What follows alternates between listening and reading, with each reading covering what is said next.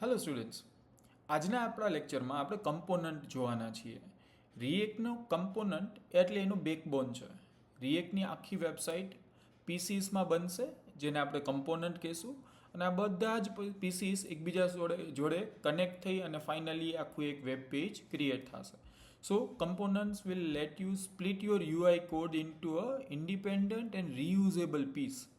તમે આખા પેજના પીસીસ કરી શકો, નાના નાના જે યુઆઈના પીસીસ છે, જે ઇન્ડિપેન્ડન્ટલી વર્ક કરશે અને એટ ધી એન્ડ કમ્બાઈન થઈ અને તમને એક આખું તમારું પેજ આપશે. Conceptually components are like JavaScript function. Code પણ એ જ રીતના થશે અને ફંક્શન્સ જ બનાવવાના છે. દે ઓલ્સો એક્સેપ્ટ ઇનપુટ્સ, જેને આપણે આગળ જતાં પ્રોપ્સ કહેવાના છીએ. અને મેઇન એનું જે પર્પઝ છે કે એક રિટર્ન કરશે JSX, જે તમને એક એલિમેન્ટ રિટર્ન કરશે જે અલ્ટિમેટલી સ્ક્રીનમાં દેખાવાનું છે. સો કમ્પોનન્ટને તમે બેઝિક લેંગ્વેજમાં સમજવું હોય તો ફંક્શન્સ જ છે, અને એવા ફંક્શન્સ કે જે HTML ઇન શોર્ટ JSX ને રિટર્ન કરતા હોય. So components are independent and usual bit of code. They serve the same purpose as function but work in isolation and return HTML. આ એક ખાસ વસ્તુ યાદ રાખજો. રિએક્ટની અંદર બે ટાઈપના કમ્પોનન્ટ્સ આપણે ક્રિએટ કરી શકીએ.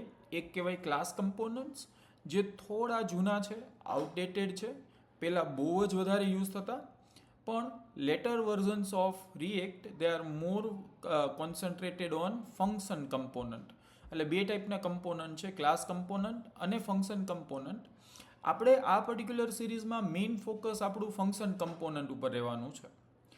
ઓલ્ધો there will be one lecture કે જેની અંદર હું તમને ક્લાસ કમ્પોનન્ટ કેમ બનાવવાના છે એ પણ શીખવાડીશ, પણ most of the remaining lectures will mostly focus on function components.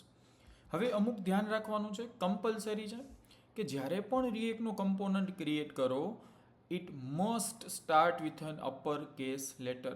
Compulsory છે, ઓપ્શનલ નથી. Component weather it is a class or it is a function has to start with an upper case letter. Ready? આ એક ખાસ rule છે, બીજું બધું ચાલશે. આ એક રૂલ ખાસ યાદ રાખવાનો છે. In older React version, as I said, we are basically using class component, but nowadays after version 16.8 કે જેની અંદર hooks introduce થયા, જે એક ઇન્ટિગ્રલ પાર્ટ છે કે હવે મોડર્ન રિએક્ટનો, એ 16.8માં ઇન્ટ્રોડ્યુસ થયા છે. એના પછી હવેથી આપણે more focus will be on a function component. Let see again, મેં તમને કીધું એ પ્રમાણે આ લેક્ચર થોડો થિયોરિટિકલ છે, પણ સમજી લ્યો, તમને વિઝ્યુલાઇઝ થઈ જશે. એના માટે મેં આ રીતના એક પ્લાન કરેલો છે.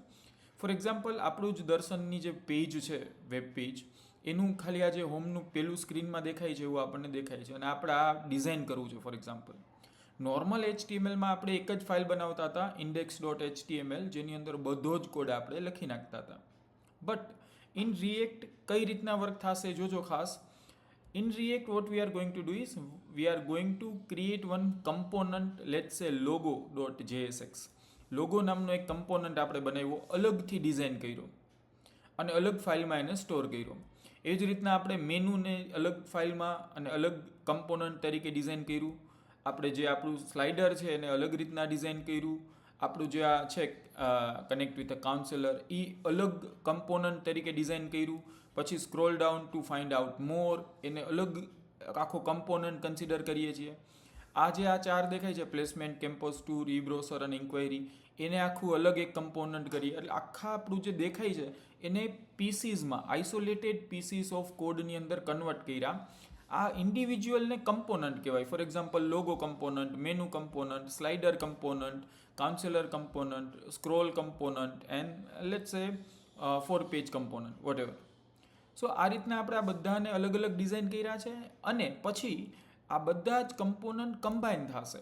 ફોર એક્ઝામ્પલ, ઇમેજ નામનો જે આપણો કમ્પોનન્ટ હતો સ્લાઇડર, એ મેં લોડ કર્યો, પછી એક લોગોને લોડ કર્યો, પછી મેનુને લોડ કર્યો, પછી કાઉન્સેલરને લોડ કર્યો, સ્ક્રોલને લોડ કર્યો અને @4page લોડ કર્યું. તો આ રીતના અલગ અલગ કમ્પોનન્ટ્સ મર્જ થઈને ફાઇનલી એક પેજ બનશે રિએક્ટની અંદર.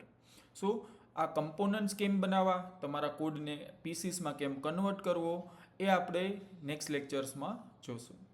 Thank you.